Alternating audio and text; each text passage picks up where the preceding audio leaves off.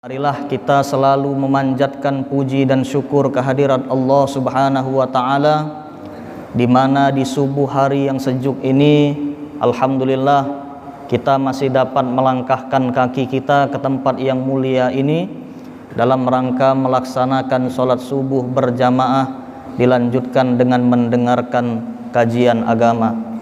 Insyaallah Bapak Ibu sekalian, setiap langkah kaki kita ke masjid ini akan dihitung pahala yang besar di sisi Allah Subhanahu wa taala. Amin ya rabbal alamin. Kemudian salawat beriringkan salam semoga senantiasa tercurah kepada junjungan kita baginda Nabi besar Nabi Muhammad sallallahu alaihi wasallam beserta para keluarga, para sahabat, dan insya Allah kita semua akan menjadi pengikut sunnahnya yang setia hingga akhir zaman, dan kelak di akhirat nanti kita mengharapkan mendapatkan syafaat dari Nabi kita Nabi Muhammad. Amin amin ya rabbal alamin. Bapak Ibu hadirin wal hadirat sekalian, di dalam agama kita, agama Islam, ada ilmu-ilmu yang wajib untuk kita pelajari. Jadi menuntut ilmu ini hukumnya fardu ain, wajib ya. Apa saja ilmu-ilmu tersebut? Kata seorang ulama, Syekh Zainuddin Al-Malibari, ini ulama dari India ya, Syekh Zainuddin Al-Malibari, pengarang kitab Fathul Mu'in. Beliau menjelaskan, ma'asyiral hadirin, bahwasanya ada 3 ilmu yang hukumnya wajib bagi kita, tiap-tiap kita untuk menuntutnya. Apa saja ketiga ilmu ini ya? Kata Syekh Zainuddin Al-Malibari, ulama dari India ya. Yang pertama yang wajib kita tuntut yaitu ilmu tauhid ya. Nah, jadi yang pertama ini namanya ilmu tauhid. Mengapa kita harus mempelajari ilmu tauhid ya? Agar Bapak Ibu kita menyembah hanya kepada Allah ya, dan juga agar kita tidak mempersekutukan Allah Subhanahu wa taala. Nah, jadi itulah inti daripada ajaran tauhid. Sebagaimana Allah Subhanahu wa taala menjelaskan dalam Al-Qur'an surah Al-Ikhlas ya, yang mana Allah taala berfirman, bismillahirrahmanirrahim, qul huwallahu ahad. Katakanlah ya, qul huwallahu, dialah Allah ahad. Ahad ini yang esa. Nah, jadi yang esa ini tidak ada lagi yang kedua, yang ketiga ya. Esa, benar-benar satu, ma'asyiral hadirin. Nah, Allah ini kalau kita preteli Allah ya, lafaz Allah ini terdiri dari 4 huruf. Yang pertama huruf alif ya. Yang kedua huruf lam, yang ketiga huruf lam lagi, dan yang keempat huruf ha. Nah, haknya hak besar Bapak Ibu, bukan hak kecil ya. Jadi kalau kita menyebut nama Allah jangan disebut Allah. Karena ada juga Bapak Ibu orang yang berzikir terkadang la ilaha illallah. Nah, hanya dibuat hak kecil ya. Nah, ini kurang tepat. Jadi Allah ini hanya ha besar ya. La ilaha illallah. Nah, hanya ha besar ya. Allah, bukan Allah ya. Nah, jadi ma'asyiral hadirin, Allah ini adalah lafaz yang sangat luar biasa. Kata Al-Imam As-Sibawai, seorang ulama ahli ilmu nahu ya, ilmu sharaf, ilmu tata bahasa, Allah ini merupakan isim yang paling mufrad. Nah, jadi tidak ada lagi isim yang paling mufrad kecuali Allah Subhanahu wa taala. Nah, ini lafaz yang sangat luar biasa. Jadi 4 huruf ya, alif, lam, dan ha.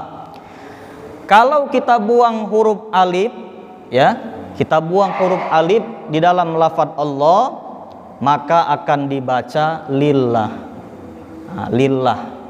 Ya, lillah ini kembali kepada Allah. Ya, merujuk kembali kepada Allah.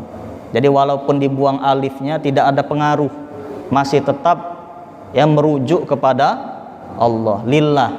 Contohnya di dalam Al-Qur'an misalnya lillahi ma fis samawati wa ma fil ard, ya. Jadi kepunyaan Allah lah apa-apa yang ada di langit dan juga yang ada di bumi. Lillah, ya. Jadi kalau dibuang alif masih tetap dibaca, ya, masih tetap artinya itu merujuk kepada Allah. Yang kedua, ma'asyiral hadirin, kita buang alif dan lamnya, ya. Jadi dibuang alif dan lam, jadi lafadz ini dibaca lahu, ya. Lagi-lagi tidak berpengaruh. Lahu ini kembalinya kepada Allah Subhanahu wa ta'ala, ya. Contohnya apa? Banyak ya dalam Al-Qur'an. Lagi-lagi misalnya kita contohkan lahu ma fis samawati wa ma fil ard, ya. Baginya lah apa-apa yang ada di langit dan juga apa-apa yang ada di bumi. Lahu kembali kepada Allah. Nah, kita buang lam satunya lagi, ma'asyiral hadirin. Yang mana kita tahu tadi lafadz Allah 4 huruf, ya, alif, lam dan ha. Dibuang alif jadi lillah, dibuang alif dan lam jadi lahu, dibuang lagi alif, lam dan lam lagi, ya, maka jadi hu. Nah, lagi-lagi hu ini merujuk kembali kepada Allah. Contohnya apa? Yang tadi yang kita baca, ya, qul huwallahu ahad. Kalau kita berhenti hu, ya, hu. Nah, kalau kita berhenti maka dhamir itu ya kita baca hu. Misalnya, ya, la ilaha illa hu di dalam Al-Qur'an. Memang tulisannya huwa, ya, ma'asyiral hadirin.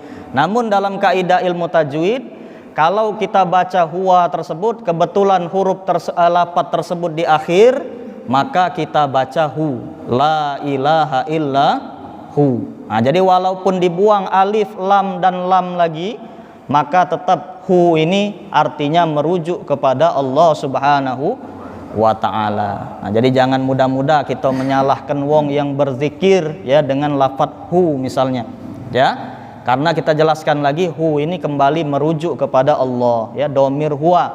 Kalau kita matikan menyebutnya, ya, menyebutnya ialah dengan hu.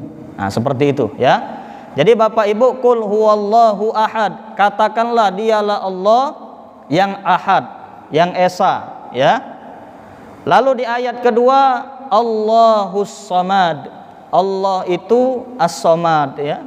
As-samad ini tempat kita bergantung. Nah, jadi gantungkanlah harapan, ya, kita hanya kepada Allah Subhanahu wa ta'ala. Jadi hanya kepada Allah lah kita berharap. Allahus samad, ya. Selanjutnya di ayat ketiga, lam yalid wa lam yulad, ya, lam yalid wa lam yulad. Bahwasanya Allah itu tidak beranak dan tidak diperanakkan, ya.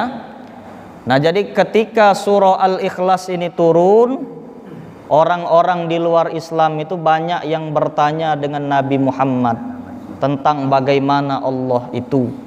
Apakah Allah itu terbuat dari batu, ya? Apakah terbuat dari emas? Ataukah bagaimana rupanya? Nah, akhirnya Allah Ta'ala pun menjelaskan, ya. Nah, surah ini disebut dengan surah Al-Ikhlas. Ikhlas ini diambil dari kata kholas, ya. Artinya sudah. Kholas, ya, sudah. Nah, jadi di dalam surah Al-Ikhlas ini sudah menjelaskan segala sesuatu yang berkaitan dengan Allah Subhanahu wa ta'ala secara singkat, sehingga surah ini pun disebut dengan surah Al-Ikhlas walaupun di dalamnya tidak ada kata ikhlas, ya. Nah, jadi dijelaskan di situ lam yalid wa lam yulad. Allah itu tidak beranak dan tidak diperanakkan. Karena mustahil, ma'asyiral hadirin, kalau Tuhan itu beranak, ya, ataupun diperanakkan. Kalau Tuhan beranak, otomatis anaknya pun akan menjadi Tuhan, ya. Kalau Tuhan diperanakkan, otomatis orang tuanya pun akan menjadi Tuhan. Nah, kalau Tuhan tadi lebih dari satu, bisa jadi timbul perselisihan, ma'asyiral hadirin. Tuhan yang satu mengkehendaki misalnya hujan turun, Tuhan yang satunya lagi tidak mengkehendaki hujan turun. Tuhan yang satu ingin misalnya keadaan dunia ini panas, Tuhan yang satu ingin keadaan dunia ini dingin. Nah, jadi banyak perselisihan kalau Tuhan itu lebih dari satu, ya. Nah, jadi Tuhan itu cuma satu, esa, ya. Dialah Allah Subhanahu wa ta'ala, lam yalid walam yulad, tidak beranak dan tidak diperanakkan. Lalu di ayat terakhir dijelaskan walam yakullahu kufuwan ahad, dan tiada satupun yang setara dengan Allah Subhanahu wa ta'ala. Jadi tidak katik tandingan Bapak Ibu, ya. Kenapa demikian? Karena terkadang masih banyak di antara kita yang iyyaka na'budu, hanya kepadamu kami menyembah, tapi terkadang waduku nasta'in, ya. Hanya kepada dukun minta pertolongan. Na'udzubillah min dzalik, ya. Ia menyembah kepada Allah, tapi terkadang minta pertolongan bukan dengan Allah, tapi justru dengan dukun. Nah, ini salah, ya. Na'udzubillah, tsumma na'udzubillah min dzalik. Apalagi zaman sekarang ini Bapak Ibu, kadang dukun ini susah dibedakan, ya. Kalau zaman dulu masih jelas, ya, dukun itu dengan ustadz jauh perbedaan, ya. Sekarang ini dukun dengan ustadz dengan kiai lah mirip, Pak. Susah membedakannya, ya. Terkadang sorbannya panjanglah dukun, ya. Pakaian tadi megalah dukun, ya. Penampilannya luar biasa dukun ini terkadang Bapak Ibu, mengecoh, ya. Jadi memang betul Bapak Ibu kata pepatah itu, jangan lihat, ya, buku itu dari kopernya, ya. Jangan lihat orang itu dari penampilan. Karena apa Bapak Ibu? Penampilan ini bisa mengecoh, ya. Kadang luar biasa penampilannya Bapak Ibu, ya, tapi kita perhatikan sendiri, baca Quran belepotan, ya. Nulis Arab tadi hancur. Nah, ini anak pernah lihat Bapak Ibu. Pernah, ya, anak lihat wong kalau penampilannya luar biasa. Luar biasa. Pas penampilannya luar biasa. Waktu dia nuliskan Al-Qur'an, nuliskan ayat Quran salah galau, ya. Tidak sesuai, ma'asyiral hadirin. Nah, ini salah, ya. Jadi ma'asyiral hadirin rahimakumullah, jangan kita mudah terkecoh, apalagi di zaman sekarang ini, ya. Nah, banyak sekali hal-hal yang seperti ini. Nah, jadi tetap hati-hati, waspada. Kita harus, ya, benar-benar menyembah kepada Allah dan jangan sampai kita mempersekutukan Allah Subhanahu wa ta'ala seperti yang kita jelaskan tadi, ya. Nah, jadi hadirin yang dimuliakan Allah, ini saya tambahkan sedikit, ya. Ada seorang jurnalis zaman dulu, ya, namanya Mukhtar Lubis, ya. Jadi Mukhtar Lubis ini, beliau di dalam satu bukunya menjelaskan bahwasanya orang Indonesia ini ada 3 karakter yang melekat kuat, ya, di dalam karakter orang Indonesia. Apa saja ma'asyiral hadirin? Ini kata Mukhtar Lubis, ya. Yang pertama, karakter orang Indonesia ini feodal. Feodal ini dalam artian, ya, kekuasaan itu hanya dimiliki oleh salah satu kalangan tertentu, terutama kaum bangsawan. Akibatnya apa ma'asyiral hadirin? Kita ini terkadang terlalu mendewa-dewakan bangsawan, mendewa-dewakan pangkat, jabatan, kedudukan. Orang itu terkadang dilihat dari pangkat dan jabatan, bukan dari prestasi. Nah, itu di Indonesia ma'asyiral hadirin, ya. Ini warisan dari penjajah dulu, ya. Kita ini kadang kalau nyingok wong barat itu, ya, misalnya ada wong barat datang ke kampung gitu, berebut nak berfoto, ya. Berebut nak berfoto. Nah, ngapo? Karena memang sudah tertanam di dalam diri kita bahwa wong barat itu bangsawan, wong yang derajatnya tinggi, ya, lebih tinggi di atas kita. Sedangkan kita ini wong pribumi, rendah derajatnya, sudah tertanam, ya. Jadi kalau ada wong barat datang langsung berebut nak berfoto, ya. Cak nyingok apa be, ma'asyiral hadirin. Padahal ndak katik bedanya antara kita dengan wong barat, Pak. Sama-sama manusia. Paling beda di makanan, ya, bedanya. Nah, jadi jangan kita merendahkan diri kita dengan hal yang seperti itu. Apalagi wong tadi di luar Islam, ya. Nah, kita kalau beragama Islam jelas ma'asyiral hadirin, ya, kedudukan kita lebih mulia daripada orang yang di luar Islam. Lebih tinggi derajat kita daripada orang yang di luar Islam, ya. Nah, jadi masyarakat Indonesia ini begitu mendewa-dewakan jabatan, kedudukan, ya, dalam segala segi. Nah, seperti itu, ya, dalam segala segi. Ini namanya masyarakat feodal. Nah, itu tertanam di dalam diri orang-orang Indonesia. Itu yang pertama. Yang kedua, hadirin yang dimuliakan Allah, kata si Mukhtar Lubis tadi, bahwasanya masyarakat Indonesia ini kuat kepercayaannya terhadap tahayul. Kuat, tertanam, ya. Kita terkadang sakit palak dikit mulai, oh ya aku ini mungkin diguna-guna, ya, kena inilah, kena itulah, nah macam-macam. Akhirnya apa? Nah, dukun tadi merajalela, Bapak Ibu, ya. Dukun akhirnya merajalela. Nah, cak sekarang ini nah banyak, ya. Dukun-dukun akhirnya diungkap triknya dan lain sebagainya. Nah, jadi banyak seperti itu. Karena memang tadi kita ini kuat kepercayaan kita terhadap tahayul, sesuatu yang belum tentu, ya, ataupun tidak bisa dibuktikan kebenarannya. Kuat, apalagi di wilayah-wilayah tertentu yang mistiknya kuat. Nah, itu banyak di Indonesia, ya. Nah, selanjutnya yang ketiga, kata Mukhtar Lubis, karakter masyarakat Indonesia ini yaitu munafik, ya. Banyak yang munafik. Nah, sedih kita Bapak Ibu dengarkan ini, ya. Munafik di sini apa? Munafik di sini antara perkataan, ya, hati dan juga perbuatannya tidak sejalan, ya. Nah, banyak yang seperti itu. Akhirnya, yalah, kita lihat sendiri di negara kita ini, ma'asyiral hadirin, ya, banyak sekali orang yang dalam hatinya A, perbuatannya, ya, lisannya B, perbuatannya C, beda-beda, ya. Nah, jadi banyak sekali orang-orang yang seperti ini. Ini adalah karakter yang melekat di dalam masyarakat kita yang harus, ya, kita ubah, ya. Harus kita berubah daripada karakter-karakter yang seperti ini. Jadi ma'asyiral hadirin, tadi pentingnya kita belajar ilmu-ilmu tauhid adalah agar kita menyembah hanya kepada Allah dan kita tidak mempersekutukan Allah Subhanahu wa taala. Nah, jadi seperti itu, ya. Itu ilmu yang pertama.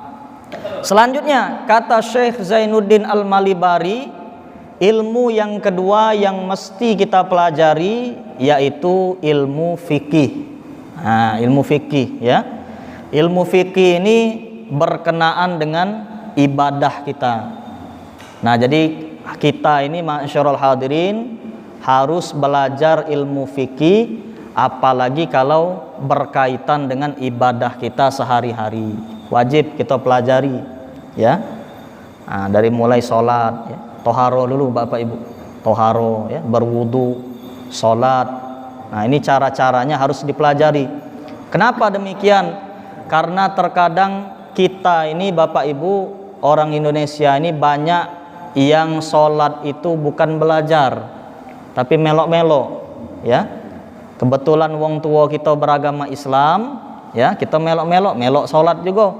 Nah, terkadang tidak belajar, ya, tidak belajar lagi, cuman ikut-ikutan, ya, cuman ikut-ikutan. Nah, jadi Bapak Ibu, kita harus belajar ilmu-ilmu fikih ini agar apa? Agar ibadah kita bisa benar, ya, tidak salah kita dalam beribadah. Jadi dalam sholat itu ada syaratnya, ada rukunnya, ya. Nah, dipelajari kalau Bapak Ibu, dan juga bab-bab yang lain. Cuman Bapak Ibu kita jelaskan bahwasanya dalam ilmu fikih ini sangat luas, ya. Ya, ilmu fikih ini sangat luas Bapak Ibu. Ada ilmu yang wajib kita pelajari seluruhnya, fardu ain untuk tiap-tiap kita. Ada juga ilmu yang fardu kifayah, ya, tidak wajib kita seluruhnya belajar. Apa contohnya? Misalnya fikih jinayah, ya, fikih siasa, itu. Jadi misalnya masalah hukum-hukum, ya, pidana di dalam Islam, politik di dalam Islam, ya, fikih jihad, ya, fikih mawaris, fikih muamalah dan lain sebagainya. Ini kita tidak wajib belajar seluruhnya, Bapak Ibu.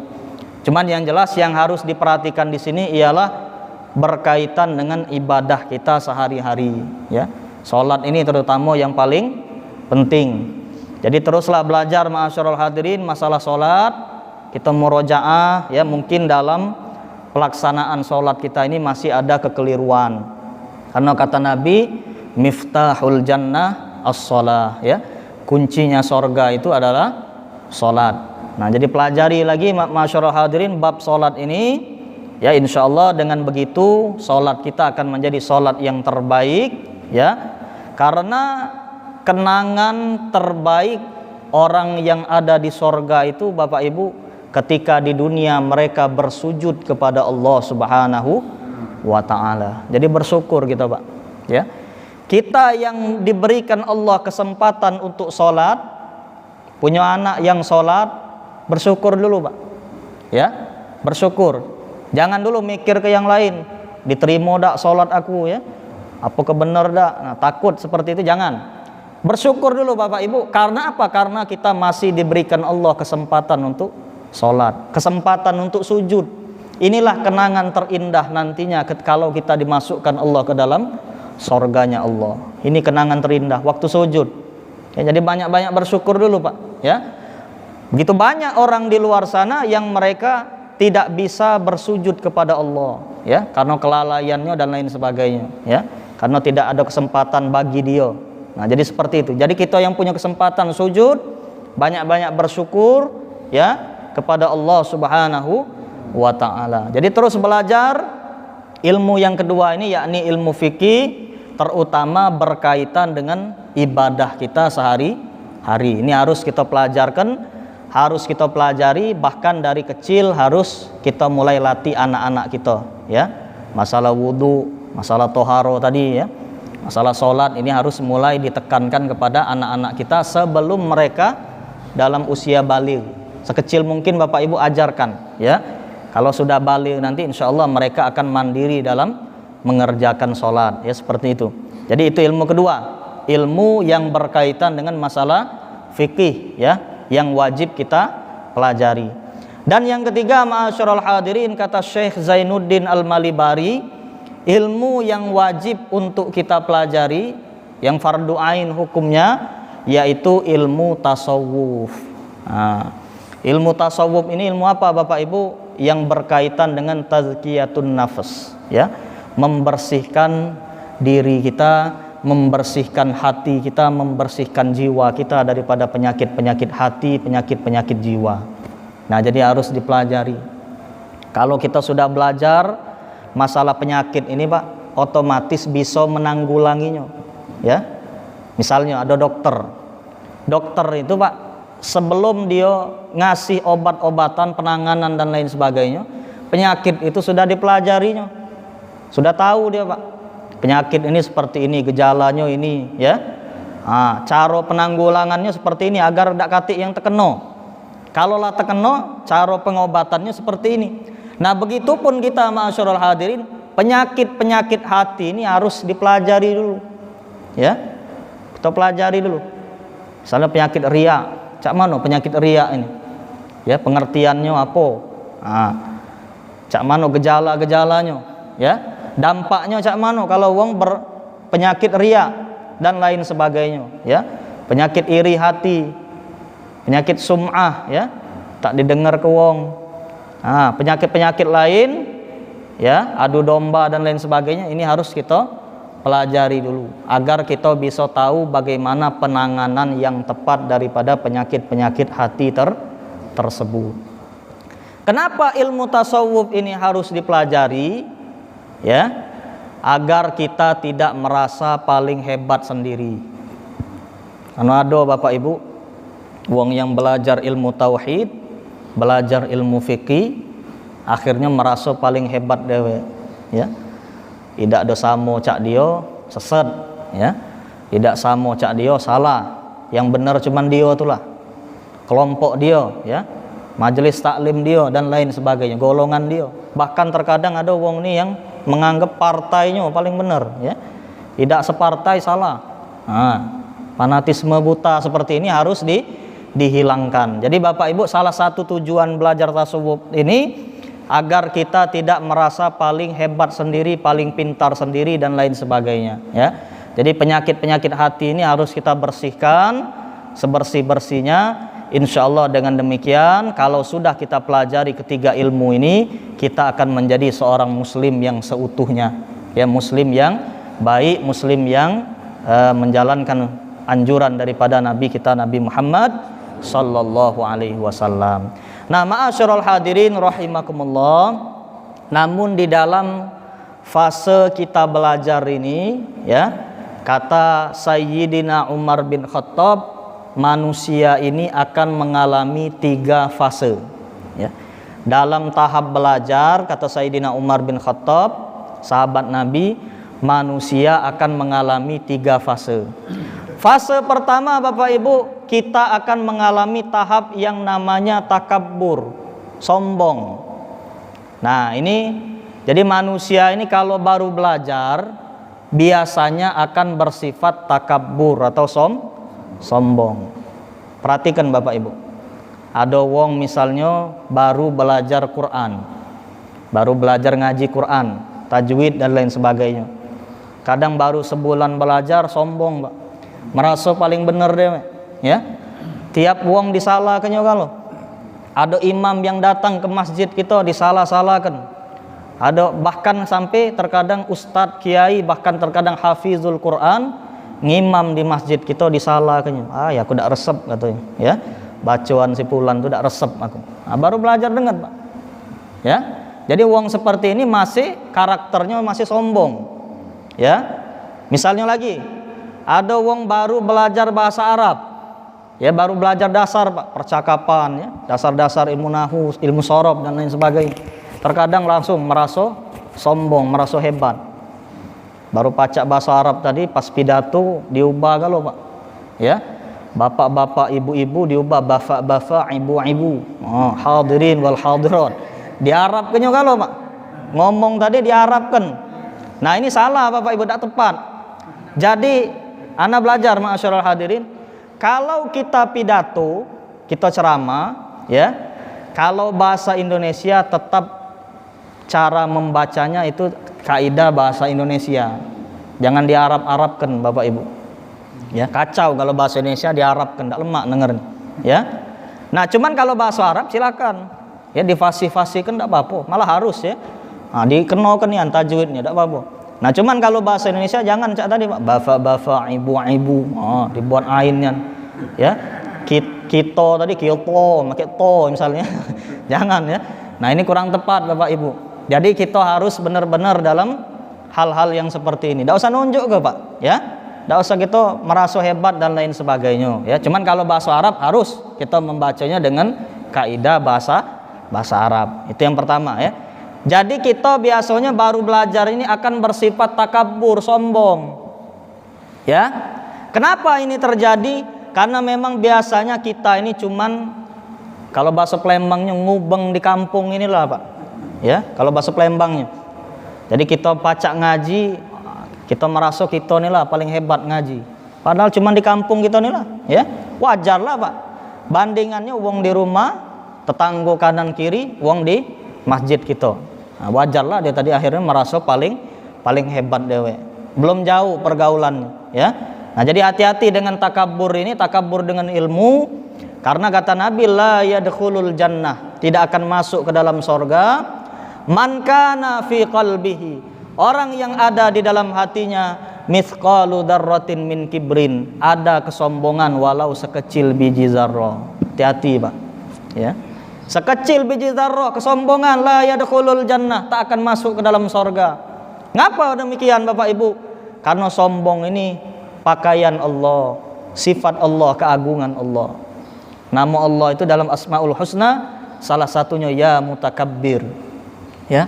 Jadi Bapak Ibu, sombong ini keagungan Allah. Kita ini makhluk, tidak layak Pak, tidak pantas kita memakai pakaian kebesarannya Allah Subhanahu wa ta'ala. Jadi hati-hati dengan takabur ini, terutama tadi takabur dengan ilmu yang kita miliki. Itu yang pertama ya. Yang kedua, ma'asyiral hadirin, kata Sayyidina Umar bin Khattab, tahap orang menuntut ilmu ini tahap tawadhu. Nah, sudah takabur tadi, masuk ke tahap tawadhu. Nah, tawadhu ini bukan ketawa sambil duduk ya. Nah, beda ya. Jadi tawadhu ini biasanya kalau wong yang sudah banyak keluar akan timbul rasa tawadhu. Di kampung tadi dia dewek merasa paling hebat, paling pacak ceramah, paling pacak pidato, paling pacak ngaji ya. Paling benar dewek dan lain sebagainya. Nah, paslah keluar Bapak Ibu, baru tahu ya. Oh ya Allah, bukan cuma aku yang pacak ngaji ini rupanya, banyak ya wong lain. Bukan cuma aku yang paham ilmu fikih nih, wong lain juga banyak ya. Bukan cuma aku yang pintar, wong lain juga banyak di luar sana ya. Nah, akhirnya timbullah sifat tawadhu ya. Ini sering kita alami Bapak Ibu. Mungkin kita dulu waktu masih kecil di sekolah kita paling pintar deh di kelas ya. Nah, paslah kuliah bertemu wong dari mana-mana. Bertemu wong dari Jawa ya, bertemu dari Kalimantan, dari mana-mana. Nah, baru tahu bahwa ilmu itu bukan cuman kita yang punya. Akhirnya apa? Timbullah sifat tawadhu. Baru tahu. Alhamdulillah Pak, kalau masuk tahap kedua nih, ada terkadang wong tetap di tahap pertama tadi masih tetap sombong tuh lah. Ketemu wong pintar tetap, aku lebih pintar dari dia, aku lebih hebat dari dia, aku lebih benar, lebih ini, lebih itu, nah dan lain sebagainya. Tidak ada masuk ke tahap kedua. Nah, jadi salah ya. Jadi wong biasanya Bapak Ibu kalau sudah banyak berjalan ke lain-lain tempat, biasanya akan timbullah sifat tawadhu, merendahkan diri. Baru tahu ya bahwa ilmu itu bukan cuman kita yang punya. Itu tahap kedua, tahap tawadhu. Dan yang ketiga, ma'asyiral hadirin, yang terakhir, tahap yang namanya tahap la ilma lahu. Ini kata Sayyidina Umar ya. Tahap bahwa kita merasa bahwa kita ini tidak punya apa-apa, tidak punya ilmu apa-apa. Ya. Akhirnya setelah kita belajar, ma'asyiral hadirin, baru kita tahu bahwasanya samudra keilmuan ini begitu luas, sehingga ilmu yang kita miliki ini tidak punya apa-apa, tidak ada artinya dibandingkan dengan luasnya samudera ilmu. Pak, luasnya ilmunya ya Allah ya. Kalau kita belajar Al-Quran saja ma'asyiral hadirin, begitu luasnya ilmu-ilmu ulumul Quran. Jadi Al-Quran itu yang pertama yang jelas ya, ada namanya ilmu tajwid. Ilmu tajwid baik kalau nak kita kuasai sangat luas Bapak Ibu cakupannya ya. Hukum-hukum tajwid, cara membaca Al-Quran ini banyak. Ada 7 riwayat yang kuat ya, yang banyak. Kalau di Indonesia ini nama riwayatnya riwayat Qira'at Asim, riwayat Imam Hafiz. Nah, itu di Indonesia. Tempat lain ada qiraat lain. Kalau kita tidak tahu ilmunya, nyala ke wong gitu Pak. Ada wong salat baca ayat Bismillahirrahmanirrahim misalnya, wadduha walaili idza saje. Nah, kalau kita tidak belajar, salah memang ini ya. Uji kita salah ini. Ngapa? Maca wadduha jadi wadduha. Padahal ini ada riwayatnya Pak. Ada riwayat imam lain yang di luar riwayat yang kita sering dengar. Nah, jadi Bapak Ibu, masalah Quran sangat luas. Belum lagi ilmu lain. Di dalam Al-Quran ada asbabun nuzul, sebab turunnya ayat ya. Ada ayat muhkam mutasyabihat, ada ayat makiyah madaniyah, ada fawatihus suwar ya, huruf muqatta'ah ya. Ada lagi macam-macam ilmu-ilmu. Lalu dilanjutkan dengan ilmu-ilmu tafsir. Tafsir macamnya dibagi lagi Pak. Tafsir bil ma'thur, bil ra'yi, bil isyari. Nah, banyak. Baru ilmu Quran. Belum kage ilmu hadis ya. Hadis ini juga luas, banyak cakupannya Bapak Ibu. Ada matan hadis, ada sanad hadis ya. Ilmu-ilmu yang berkaitan dengan kualitas hadis kage. Ada hadis sahih ya. Ada hadis hasan, ada hadis yang dhaif, yang lemah, yang palsu dan lain sebagainya. Ini banyak sekali pembagian-pembagian ilmunya. Ilmu hadis, ilmu bahasa luar biasa luas ya. Bahasa Arab ini luasnya Pak ya. Kita sampai saking ininya ya Allah kita ya. Kapan kita nak paham ilmu nahwu, ilmu shorob ni, alangkah luasnya. Saking luasnya, sangat luar biasa Pak, dipelajari ya. Jadi Bapak Ibu hadirin, setelah kita belajar, makin kita tahu bahwa ilmu Allah ini sangat luas. Akhirnya kita merasa bahwa la ilma lahu, dak kata ilmu kita ini Bapak Ibu, kata apa-apa ya. Ilmu ini Pak sama seperti kita belajar antariksa sana, belajar masalah ruang angkasa. Makin kita teliti makin ngeri Pak ya. Bumi ini Pak, uji kita besar, uji kita luas ya. Pas dibandingkan dengan angkasa raya ini, dak kati apa-apa, yang kecil kan ya. Kati apa-apa Pak. Di sana di luar angkasa itu bahkan ada bintang lain yang besarnya berkali-kali lipat matahari gitu. Matahari kita ini bela besarnya ya. Nah di sana di tempat lain itu ada bintang yang lebih besar lagi dari matahari gitu. Banding ke dengan bumi jauh Pak, ciknian ya. Nah jadi ma'asyiral hadirin, begitu luasnya ilmu Allah, sehingga akhirnya setelah kita belajar la ilma lahu, kita merasa bahwa diri kita ini tidak punya apa-apa. Alhamdulillah kalau kita masuk ke tahap ketiga ini ya. Inilah tahap tertinggi penuntut ilmu. Ia merasa bahwa ia tidak punya apa-apa dibandingkan luasnya samudera ilmu. Semoga Bapak Ibu kita semua bisa masuk ke tahap ketiga ini, sehingga semangat belajar kita semakin tumbuh ya. Belajarlah Bapak Ibu, kata Nabi SAW, utlubul ilma minal mahdi ilal lahdi ya. Tuntutlah ilmu itu dari buayan hingga liang lahat. Tuntut ilmu ya, dari kita lahir sampai wafat, dak katik batasan umur, terus belajar Bapak Ibu. Insyaallah dengan begitu ya, setidak-tidaknya kalau kita tidak bisa jadi ulama, jadilah pecinta ilmu pengetahuan, jadilah penuntut ilmu ya. Seperti itu insyaallah. Semoga kita semua bisa tergolong ke dalam golongan orang-orang yang senantiasa menuntut ilmu, sehingga kita akan mendapatkan balasan yang besar dari Allah Subhanahu wa ta'ala. Amin amin ya rabbal alamin. Demikianlah Bapak Ibu sedikit tausiah kita. Nah, sebelum ditutup silakan kalau ada pertanyaan kita buka sesi tanya jawab. Silakan Bapak Ibu. Ada pertanyaan enggak?